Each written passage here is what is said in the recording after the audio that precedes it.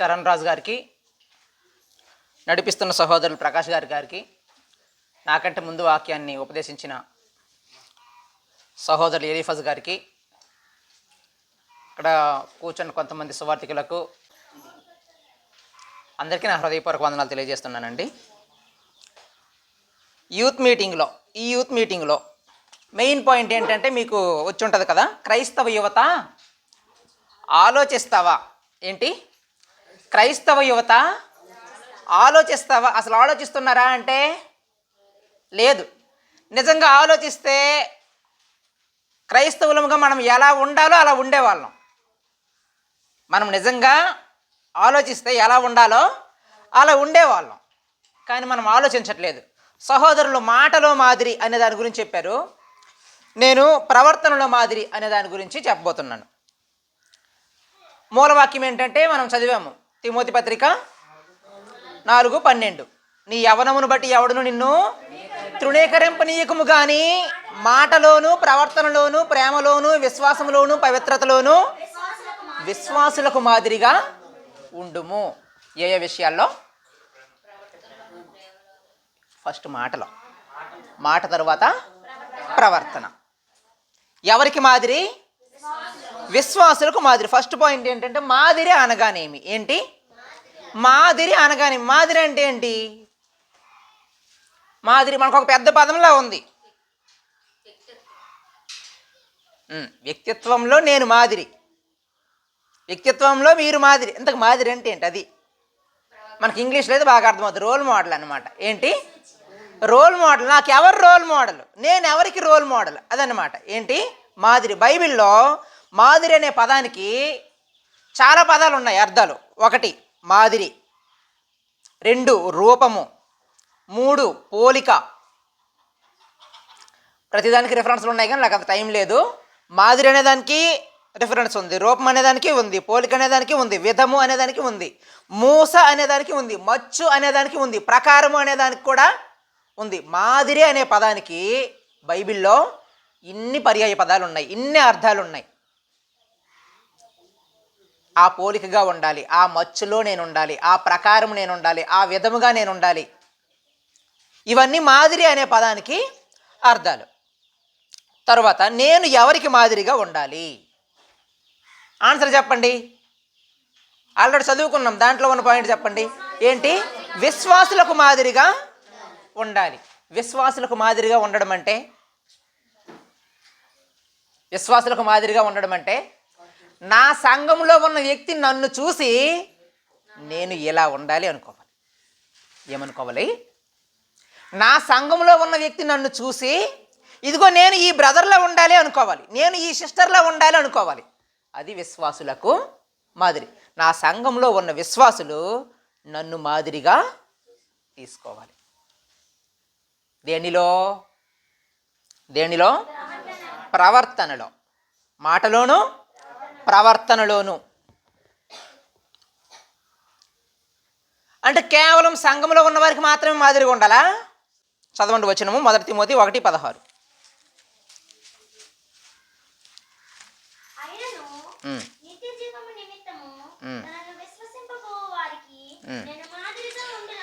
ఎవరికమ్మా? నిత్య జీవము నిమిత్తము తనను విశ్వసింపబోయే వారికి. ఎవరికి? సంఘం బయట ఉన్నోళ్ళు. సంఘంలో ఉన్నవారికి నేను మాదిరిగా ఉండాలి, సంఘం బయట ఉన్నవారికి కూడా నేను మాదిరిగా ఉండాలంటే ఏంటి? ఈ లోకంలో ఉన్నవారికి నేను మాదిరిగా ఉండాలి, సంఘంలో ఉన్నవారికి కూడా నేను మాదిరిగా ఉండాలి. ఎవరున్నారు అలా? పౌలు గారిని చూస్తున్నాం మనం గ్రంథంలో. ఒక ఉదాహరణ చెప్పండి పౌలు గారు అన్న మాటల్లో చాలాసార్లు. నేను క్రీస్తుని పోలి నడుచుకున్న ప్రకారము మీరు నన్ను పోలి నడుచుకున్నది. ఆ మాట మనం అనగలమా? ఆ మాట అనగలమా? అనలేము. ఎందుకు? మనం క్రీస్తుని పోలి నడవము కాబట్టి ఆ మాట అనలేము. నేను క్రీస్తుని పోలి నడుచుకున్న ప్రకారము మీరు నన్ను పోలి నడుచుకొనుడి. క్రైస్తవులు అంటే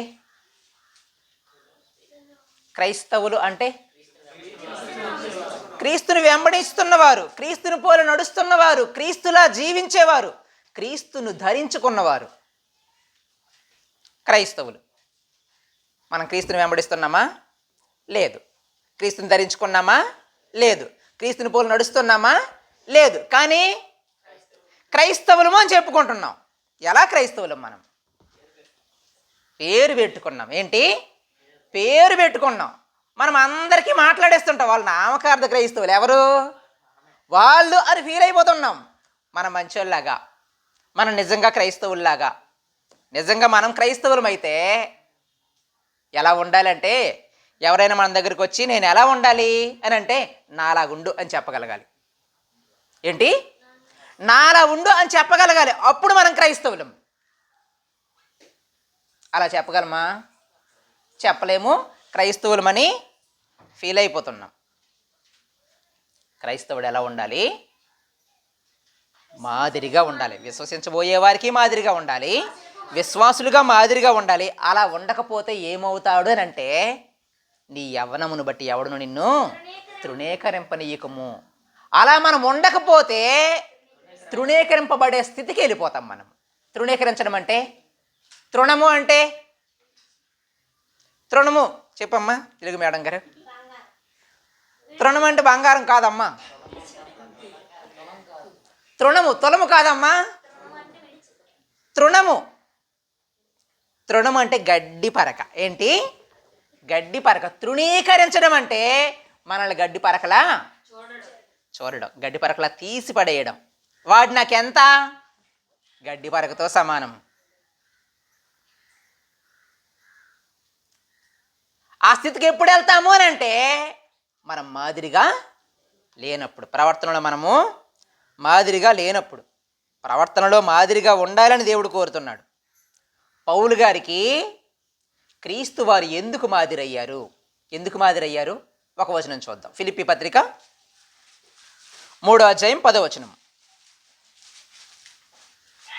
ఫిలిప్పీ పత్రిక 3వ అధ్యాయం 10వ వచనం.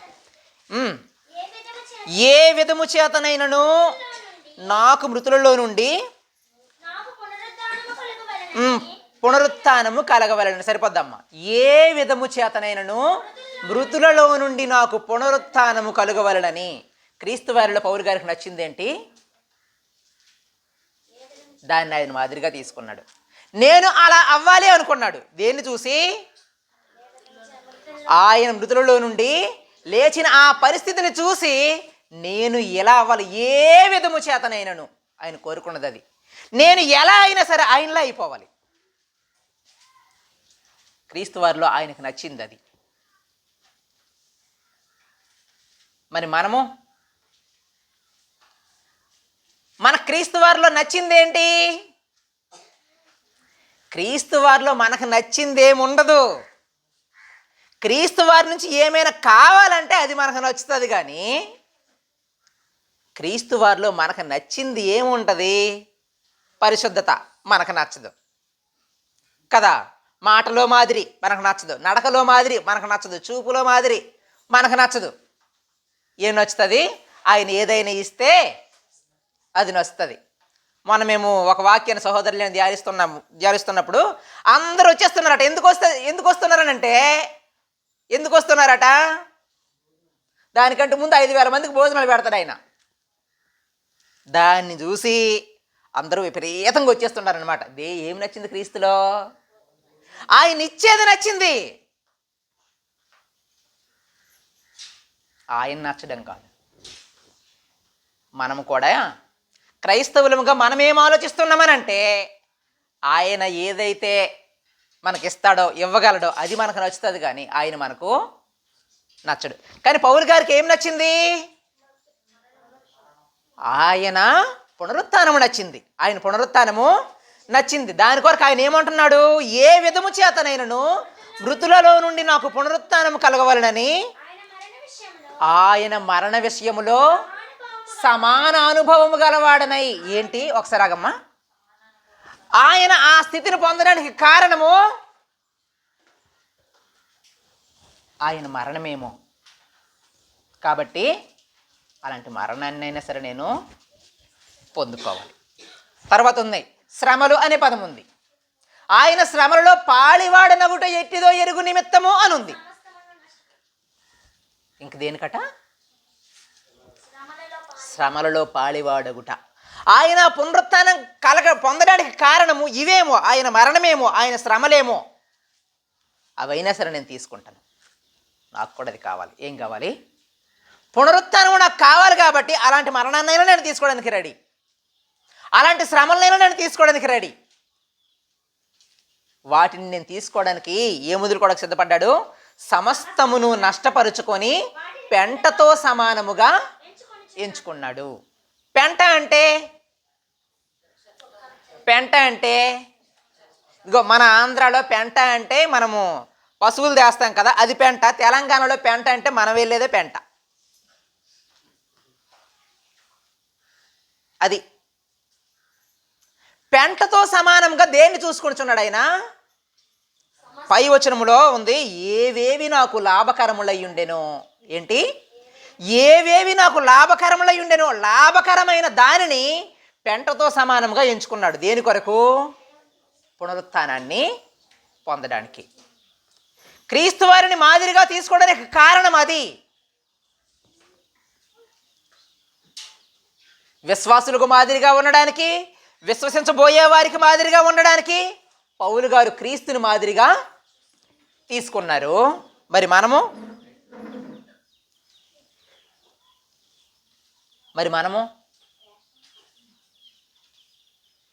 మనం ఎవరిని మాదిరిగా తీసుకుంటున్నాం?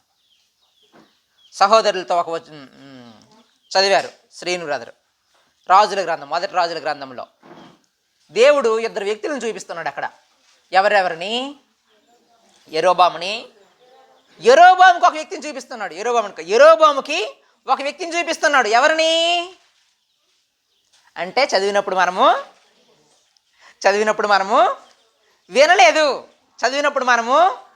వినలేదు. వింటే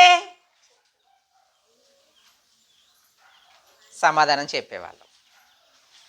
యెరోబాముకు దేవుడు ఒక వ్యక్తిని చూపించి నువ్వు ఇలా లేవు అని చెప్తున్నాడు.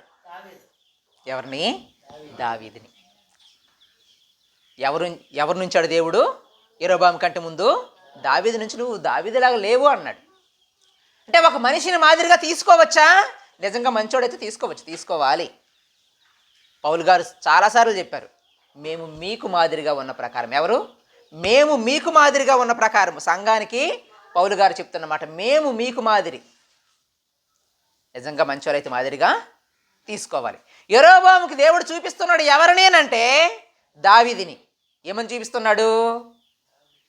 నా సేవకుడైన దావీదు చేసినట్టు నువ్వు చేయలేదు. నీకంటే దావీదు ముందున్నాడు కదా, ఆయన చూసైనా నువ్వు చెయ్యాలి కదా. నువ్వు ధర్మశాస్త్రాన్ని పోను పట్టించుకోలేదు, ఓకే. ఎదురుగా దావీదు ఉన్నాడు కదా, దావీదు జీవితం నీ ముందు ఉంది కదా, దావీదుని చూసైనా నువ్వు నేర్చుకోవాలి కదా. దావీదుని చూపించి మాట్లాడుతున్నాడు దేవుడు. కాబట్టి ఇప్పుడు మనం ఎవరిని మాదిరిగా తీసుకుంటున్నాం? పాయింట్ ఏంటి? ఫస్ట్ మాదిరి అనగానేమి, 2 నేను ఎవరికి మాదిరి, నాకు ఎవరి మాదిరి. నాకు ఎవరు మాదిరి. ఫస్ట్ పాయింట్ దాంట్లో కుటుంబ పరంగా ఫస్ట్ పాయింట్, తల్లిదండ్రులకు పేరు తేవాలి. ఏంటి? తల్లిదండ్రులకు పేరు వచ్చే విధంగా ప్రవర్తించాలి పిల్లలు. తల్లిదండ్రులకు పేరు తెచ్చే విధంగా ప్రవర్తించాలి యవ్వనస్తులు. తల్లిదండ్రులకు పేరు తెచ్చేవారిగా ఉన్నారా యవ్వనస్తులు? సహోదరులు ఒక మంచి వచనాన్ని చదివించారు, మంచి వ్యక్తిని జ్ఞాపకం చేశారు. న్యాయాధిపతి గ్రంథము 11వ అధ్యాయంలో ఎవరిని?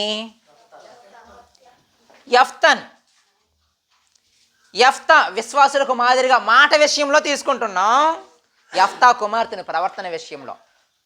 తండ్రి ఏమో దేవునికి మాట ఇచ్చాడు, కుమార్తె అంటున్న మాట చదవండి 11:36.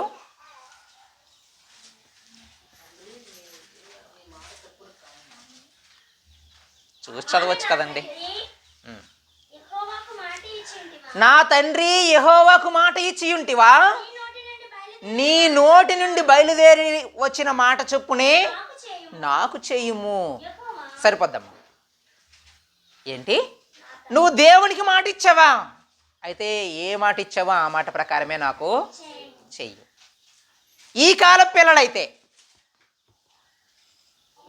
ఈ కాల పిల్లలైతే ఇప్పుడు ఏ విషయంలో మాట ఇచ్చాడు? అర్పించడం, దేవునికి అర్పించడం. దేవునికి అర్పించే విషయంలో తండ్రి మాటిస్తే నేను సిద్ధమే నాన్న అన్నది యెఫ్తా కుమార్తె.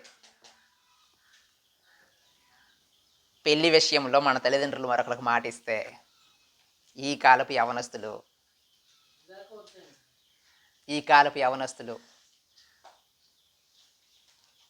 నిజంగా చాలా పెద్ద మాటే. పెళ్లి వరకు కాదు, అసలు ఏ మాట పట్టించుకోమని. మొబైల్ తీసుకుంటే ఎమోషన్ అయిపోతాం. ఏం తీసుకుంటే? మొబైల్ తీసుకుంటే పరిస్థితులు బాగులేవు, మొబైల్ నువ్వు వాడొద్దు, నా సమక్షంలోనే నువ్వు వాడు, లేకపోతే నేను మొబైల్ నీకు ఇవ్వను అంటే అగ్రెసివ్ అయిపోతారు. నిజమే, ఉరిపోసుకునే పరిస్థితులు కూడా చూస్తుంటాం. ఏంటి? ఏ మాటకు తట్టుకోలేక, తల్లిదండ్రులు చెప్పిన మాటకు తట్టుకోలేక. ఇది మన పరిస్థితి. ఇది నేటి యవనస్తుల పరిస్థితి. సమాజంలో ఉన్న యవనస్తులు అలాగే ఉంటే, క్రీస్తు సంఘములో దేవుని పిల్లలుగా పిలువబడుతున్న వారిలో క్రైస్తవులైన యవ్వనస్తులు కూడా అలాగే ఉంటే వాళ్ళకి మనకు తేడా ఏంటి? ఏ తేడా లేదు. యెఫ్తా కుమార్తె అంటున్న మాట, నా తండ్రి యెహోవాకు మాట ఇచ్చి ఉంటివా, నీ నోటి నుండి బయలుదేరి వచ్చిన మాట చొప్పున నాకు చేయుము. నన్ను అడగకుండా నీకెవరు మాట ఇవ్వమని చెప్పారు? నాకు తెలియకుండా నువ్వు మాట ఇచ్చేస్తావా? అంత నీ ఇష్టమేనా? అదే ఒకవేళ 18 సంవత్సరాలు దాటితే నేను మేజర్ని, నీ మాటతో నాకు సంబంధం లేదు. తల్లిదండ్రులకు పేరుంటుందా? ఉండదు. కనబడని దేవుని విషయంలోనే యెఫ్తా కుమార్తె అలా ఆలోచిస్తే, మనం కనబడుతున్న మనుషుల విషయంలో కూడా అలా ఆలోచించం. తల్లిదండ్రులకు పేరు ఎలా వస్తుంది? తల్లిదండ్రులకు పేరు తెచ్చే బాధ్యత పిల్లలదే.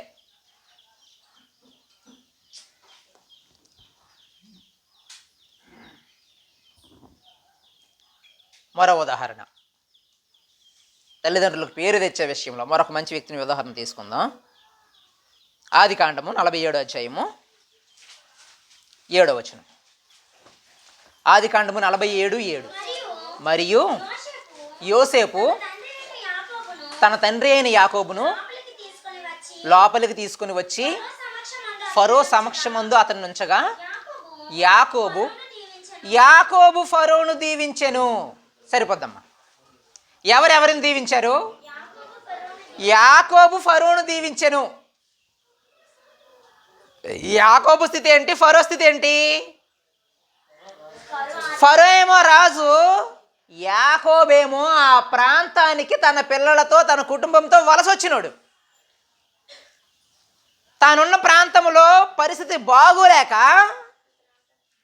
ఆ ప్రాంతానికి వలస వచ్చి ఆ ప్రాంతంలో ఉన్న రాజును దీవించే స్థితిలో ఉన్నాడు. కారణం యోసేపు కొడుకు వల్ల. కొడుకు యొక్క ప్రవర్తన ఏం చేసింది? తండ్రిని రాజుకు దీవించే స్థితికి చేర్చింది. మరి మన ప్రవర్తన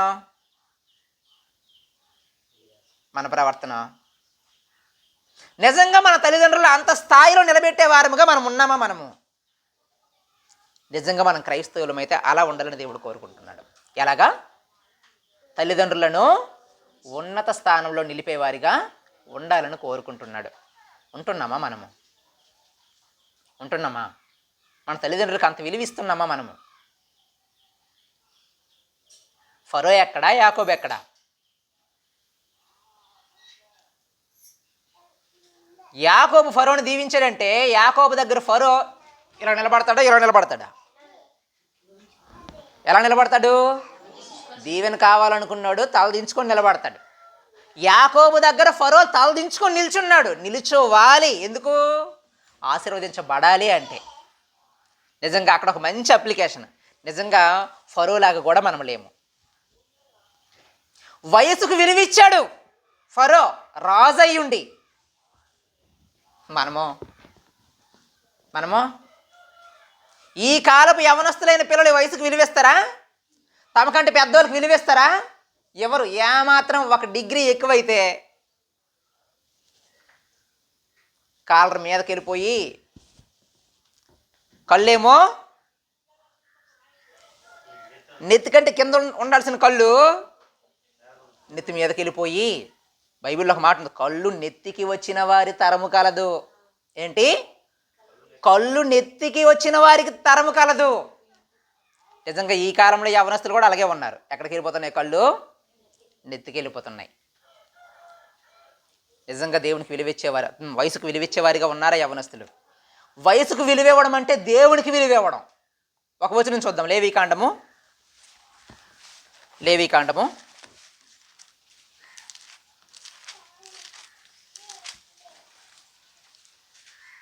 19వ అధ్యాయము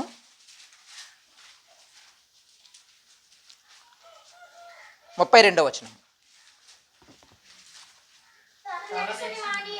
తల నెరసిన వాని ఎదుట లేచి ముసలివాని ముఖమును గనపరచి నీ దేవునికి భయపడవలెను. సరిపోద్ది. నేను యెహోవాను. తల నెరసిన వాని ఎదుట లేచి ఏం చెయ్యాలి? నాకంటే వయసులో పెద్దోడు నా ఎదురుగా నిల్చుంటే నేను కూర్చోకూడదు. ఏం చేయకూడదు? కూర్చోకూడదు. కూర్చుంటే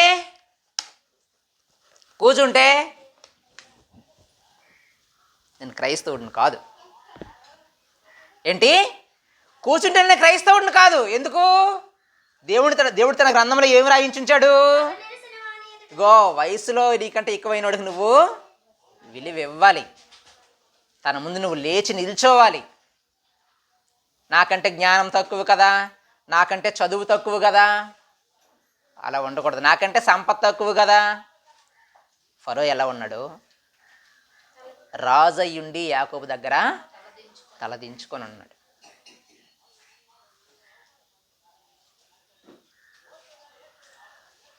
యాకోబు దీవించే స్థితిలో ఉండడానికి కారణము యోసేపు యొక్క ప్రవర్తన యాకోబుని అలా ఉంచింది.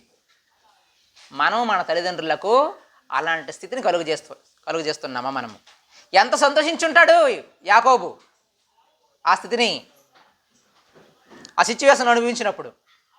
రాజు వచ్చి తన దగ్గర తలదించినప్పుడు ఎంత సంతోషాన్ని అనుభవించుంటాడు.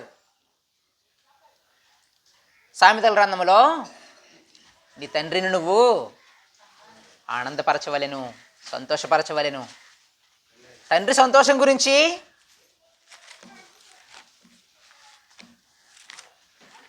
సామెతల గ్రంథము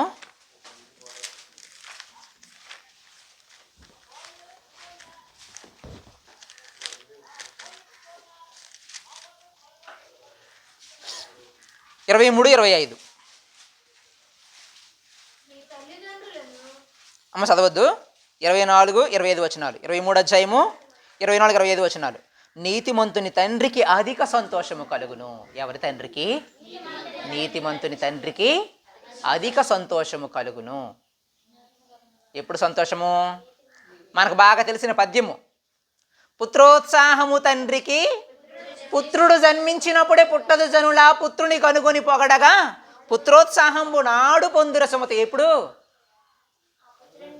పుత్రుని కనుగొని పొగడగా. ఎలాగా? పుత్రుని కనుగొని పొగడగంటే ఏంటి? కనుగొని, గుర్తింపు. ఎవరికి గుర్తింపు వచ్చినప్పుడు? కుమారునికి గుర్తింపు వచ్చినప్పుడు తండ్రికి సంతోషం. నిజంగా మనం ఎలా ఉంటున్నాం? మన తల్లిదండ్రులకు పేరు తెచ్చేవారుగా ఉంటున్నామా? నిజంగా దేవుడే ఈ సుమతి శతకం ఎప్పుడు రాసి ఉంటారు? చెప్పండి బాబు, డిఎస్సి ప్రిపేర్ అవుతున్న వాళ్ళు. సుమతి శతకం ఎప్పుడు రాశారు? 13, 14 శతాబ్దాల్లో రాశారు. రాసిన వ్యక్తి, సుమతి శతకం రాసిన వ్యక్తి బద్దెన, వేమన కాదు, బద్దెన. ఏంటి బద్దెన? 13వ శతాబ్దంలో రాసిన బద్దెన మాట తండ్రిని సంతోషపరచాలి. ఇది ఎప్పుడు రాయబడింది? ఇది ఎప్పుడు రాయబడింది? సామెతల గ్రంథం ఎప్పుడు రాయబడింది? సొలొమోను కాలము, క్రీస్తు పూర్వం సుమారు 970. అంటే ఇవి 2000, అదొక 1000, 3000 సంవత్సరాల క్రితం ఈ తండ్రిని నువ్వు సంతోషపరచాలి అని దేవుడు రాయిస్తే వాళ్ళకి ఎలాగో వాళ్ళ దగ్గర లేదు, వాళ్ళు పట్టించుకోలేదు. క్రైస్తవులు కూడా దీన్ని పట్టించుకోలేదు. మరి యవనస్తులమైన మనం ఎలా ఉంటున్నాం? తల్లిదండ్రులకు పేరు తేవాలి, తల్లిదండ్రులకు ఉన్నత స్థానాన్ని ఇవ్వాలి, పెద్దలను గౌరవించాలి. తరువాత లోకపరంగా స్నేహము. ఏంటి స్నేహం? మన స్నేహాలు ఎలా ఉన్నాయి?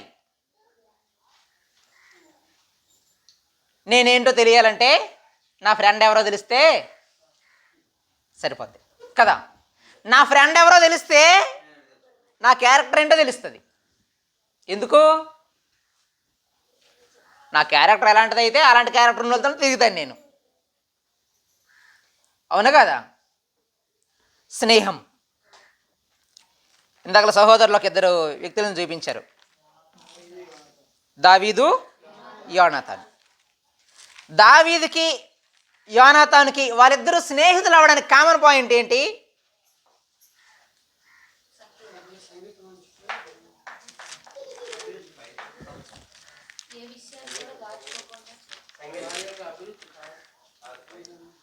ఏంటి? వాళ్ళ అభిరుచులా?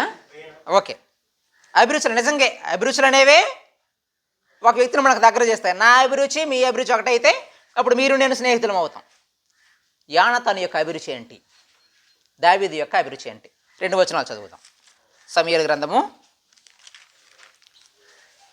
నేను యోనాతాను గురించి చదివితే ఆ వచనం చెప్తే మీకు ఎవరు గుర్తొస్తారంటే దావీదే గుర్తొస్తారు. చదువుదాం ఒకసారి. 13వ అధ్యాయము, మొదటి సమూయేలు 13వ అధ్యాయము 6వ వచనం. అమ్మా 14:6 అమ్మ, సారీ అమ్మా.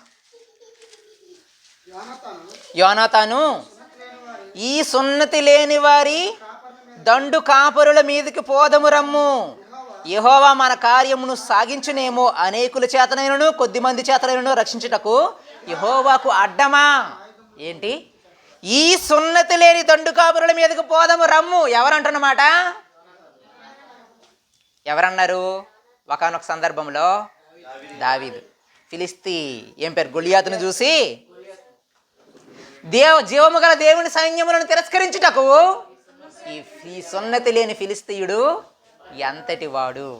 సున్నతి లేని వారి విషయంలో దావీదు ఎలా ఆలోచిస్తున్నాడో యోనాతాను కూడా అలాగే ఆలోచిస్తున్నాడు. అందుకు వాళ్ళిద్దరు మనసులు కలిసాయి, అందుకు వాళ్ళు స్నేహితులు అయ్యారు.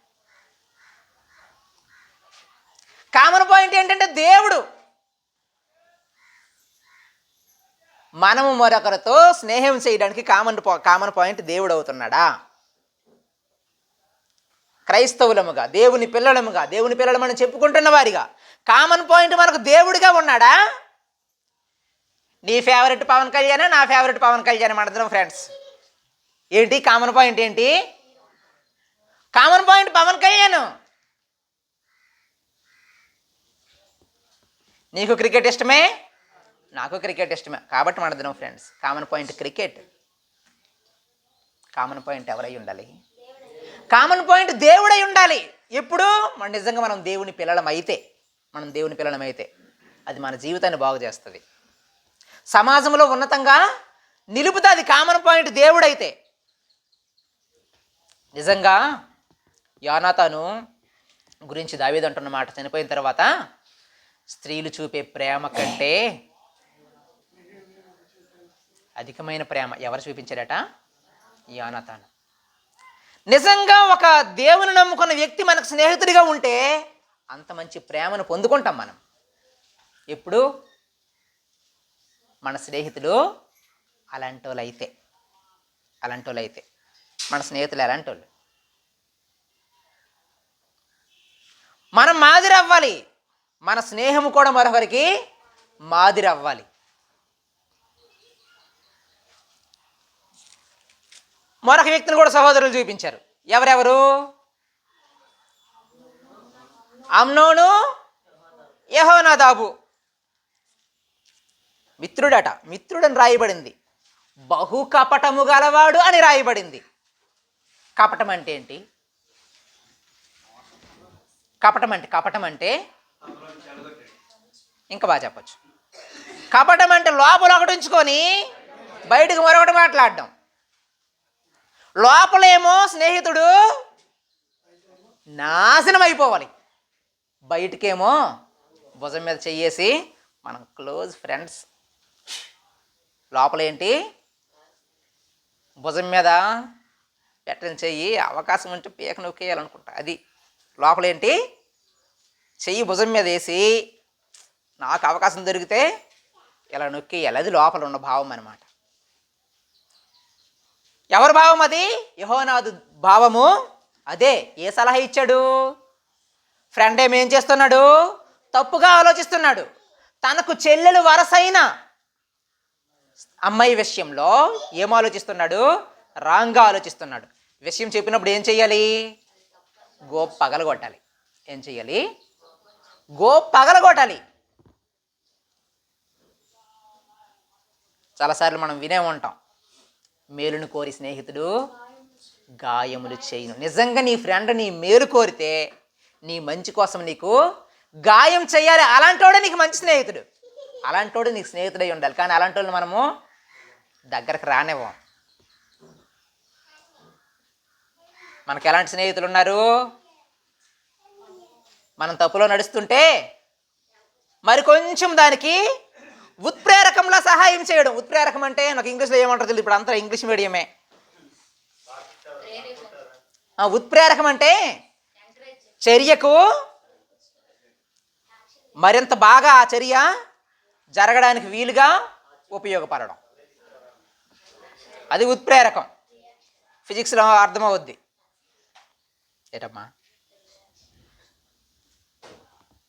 అలాగ ఉండకూడదు. ఎంతవరకు వచ్చింది? లోకపరంగా స్నేహం విషయం మాట్లాడుతాం. తర్వాత ప్రేమ విషయం. ప్రేమ విషయంలో ప్రేమ అనే పదం తెలియని యవనస్తులు, ప్రేమ అనే పదంతో పరిచయం లేని యవనస్తులు లోకంలో కనిపిస్తారా? కనిపించరు. కనిపిస్తారా? కనిపించరు. బైబిల్లో ఒక ఆయనేమో ఒక అమ్మాయికి ఐ లవ్ యూ అని చెప్పాడట. ఏమని చెప్పాడు? ఐ లవ్ యూ అని చెప్పాడు. వచనము కూడా దాటక ముందు ఆయన ఆలోచన ఏంటంటే ప్రాణము విసిగి చావకోరేనని ఉంటుంది. ఒక వచనము కూడా దాటదు. ఈ ఐ లవ్ యూ చెప్పిన వ్యక్తి ఏం ఆలోచిస్తున్నాడంటే చచ్చిపోతే బాగుండు అనుకుంటున్నాడు. చదువుదాం వచనం. న్యాయాధిపతుల గ్రంథము 16వ అధ్యాయము. న్యాయాధిపతులు 16వ అధ్యాయము.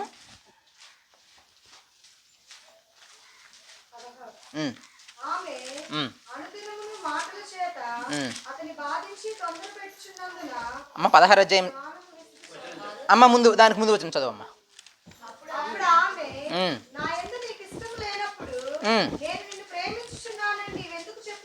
అయ్యో ఏంటి? నా యందు నీకు ఇష్టము లేనప్పుడు నేను నిన్ను ప్రేమించుచున్నానని ఎందుకు చెప్పుచున్నావు? నేను నిన్ను ప్రేమించుచున్నాను ఇంగ్లీష్లో ఐ లవ్ యూ. అదే ఇంగ్లీష్ బైబిల్లో అలాగే ఉంటుంది. ఎలా చెప్తున్నావు ఐ లవ్ యూ అని? తర్వాత వచనంలో ఏం చూసాము? ప్రాణము విసిగి చావగోరాడు. 16వ అధ్యాయము 15-16 వచనాలు. జాగ్రత్త. దేని విషయంలో? ప్రేమ విషయంలో. యాకోబు రాహేలును ప్రేమించాడు, మరి అది మరి తప్పు కదా అంటారేమో. లవ్ మ్యారేజే కదా, యాకోబు రాహేల్ది లవ్ మ్యారేజే కదా, దాన్ని మాదిరిగా తీసుకుంటారేమో. యాకోబు రాహేలును లవ్ చేశాడు, రాహేలుకు చెప్పకముందు లాబానుకు చెప్పాడు. ఏంటి? అమ్మాయికి చెప్పకముందు అమ్మాయి తండ్రికి చెప్పాడు. నిజంగా మన మంచి ప్రేమ అయితే అమ్మాయికి చెప్పకముందు ఎవరికి చెప్పాలి? అమ్మాయి తండ్రికి చెప్పాలి. నువ్వు చెప్పగలగాలి. నిజంగా అది శ్రేష్టమైన ప్రేమ అయితే, ప్రేమలో నిజాయితీ ఉంటే. ఇంకా మరొక విషయం, 14 సంవత్సరాలు వెయిట్ చేశాడు రాహేలు కోసం. నిజమైన ప్రేమికుడు కాబట్టి. అది ప్రేమ అంటే. ఎన్ని సంవత్సరాలు? 14 సంవత్సరాలు. ఈ కాల ప్రేమలు ఎలాగా? నువ్వంటే నాకు ఇష్టం, రేపటికి నీ నిర్ణయం నాకు చెప్పు, నెగిటివ్ వస్తే యాసిడ్ పోసేస్తా. ఈ కాల ప్రేమలే.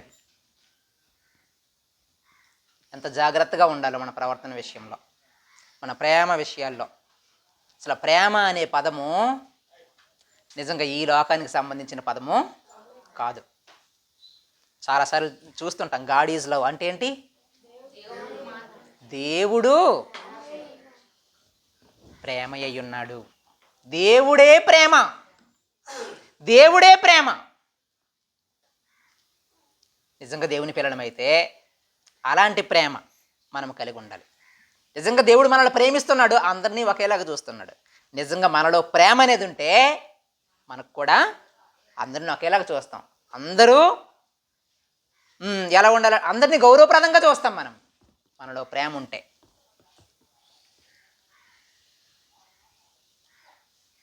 తర్వాత ప్రేమ గురించి మరొక వ్యక్తి గురించి చూద్దాం.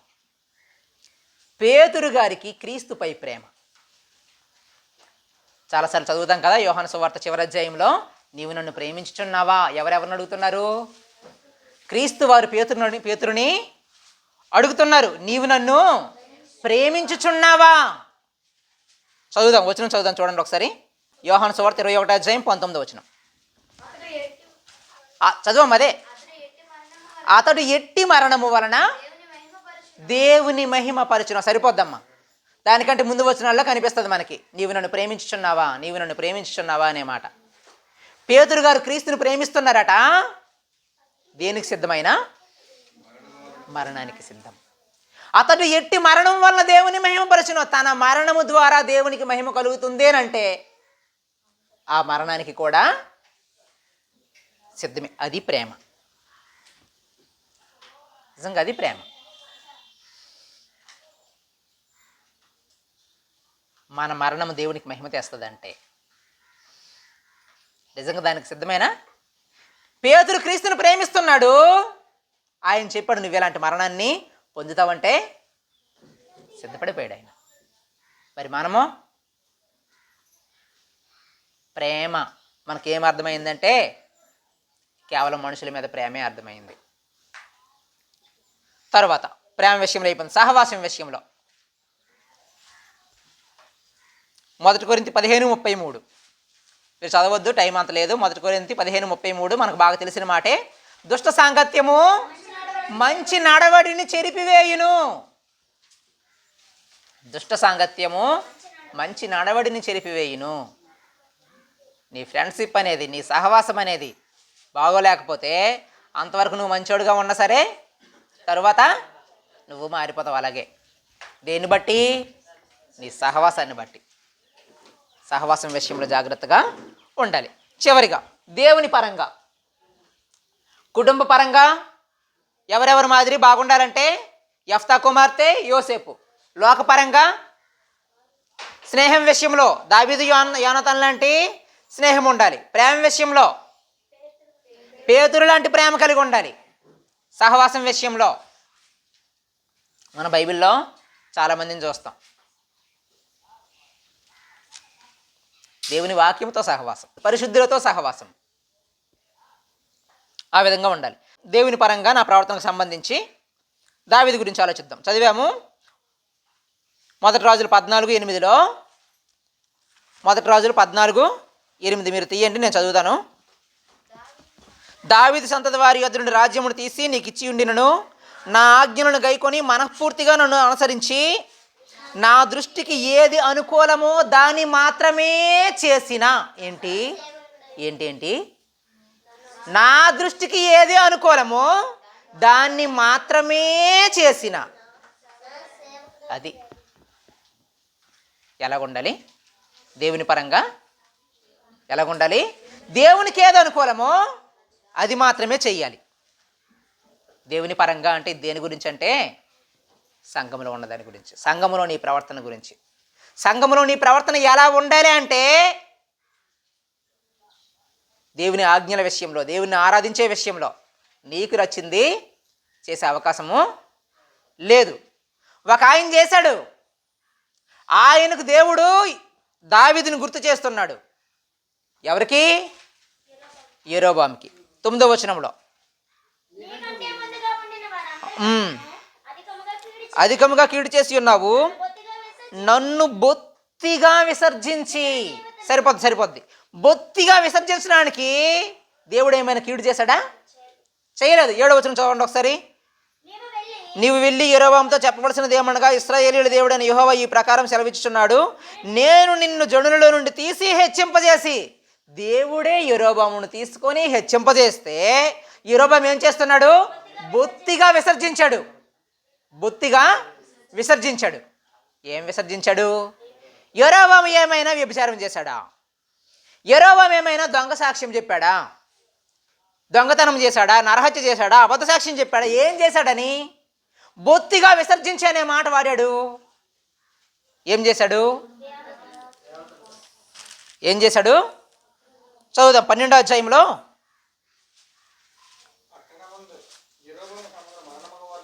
బ్రదర్ ఒకసారి ఆగండి. 31వ వచనం, 12:31 నేను చదువుతాను చూడండి. మరియు అతడు ఉన్నత స్థలములను కట్టించి మందిరముగా ఏర్పరిచి లేవీయులు కాని సాధారణమైన వారిలో కొందరిని యాజకులుగా నియమించెను. ఏంటి? లేవీయులు కాని సాధారణమైన వారిలో కొందరిని యాజకులుగా నియమించెను. యాజకత్వం ఎవరు చేయాలి? ధర్మశాస్త్రంలో, దేవుని గ్రంథంలో ఏమని ఉంది? లేవీయులు చేయాలని ఉంది. ఈయన ఏం చేశాడు?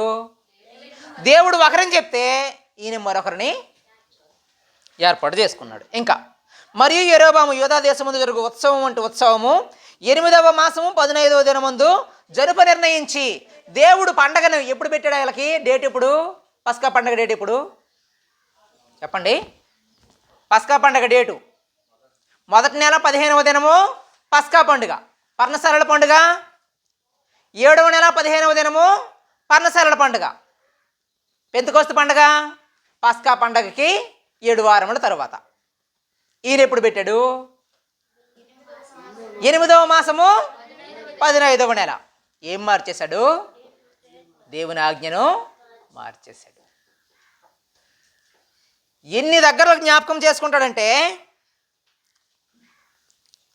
యెరోబాము మొదటి రాజులు 14:9, 14:16,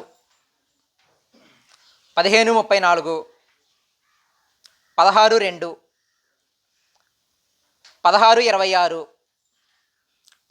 16:26, 16:31, 21:22, 22:52. తర్వాత రెండో రాజులు 3:3, 9:9, 10:29, 10:29, 13:2, 13:6, 13:11, 14:24, 24, 15:9, 15:18, 15:24, 15:28, 17:22, 23:15. ఇదిగో ఇన్ని వచనాల్లో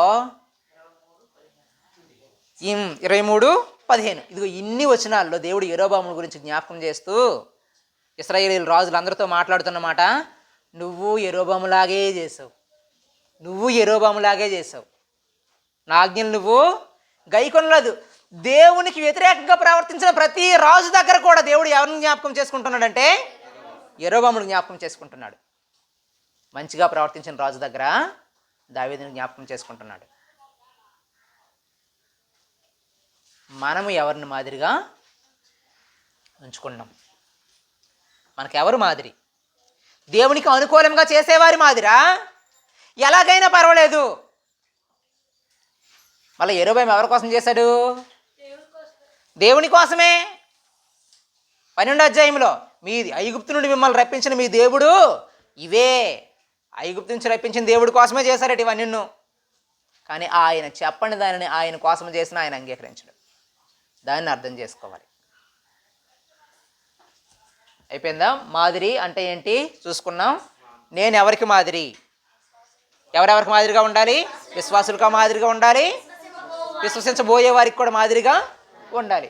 నాకు ఎవరి మాదిరి? కుటుంబ పరంగా యోసేపుని మాదిరిగా మనం ఉంచుకోవాలి. తల్లిదండ్రులకు పేరు తేవాలి. యెఫ్తా కుమార్తెని మాదిరిగా తీసుకోవాలి. లోకపరంగా స్నేహం విషయంలో జాగ్రత్తగా ఉండాలి, ప్రేమ విషయంలో జాగ్రత్తగా ఉండాలి, సహవాసం విషయంలో జాగ్రత్తగా ఉండాలి. దేవుని పరంగా దేవుడు ఏం చెప్తే, గ్రంథం ఏం చెప్తే ఆ విధంగా మనం జీవించే ప్రయత్నం మనము చేయాలి. ఆ విధంగా మనం అందరం ఉండాలని కోరుకుంటూ నా మాటలు ముగిస్తున్నాను. అందరికీ వందనాలు.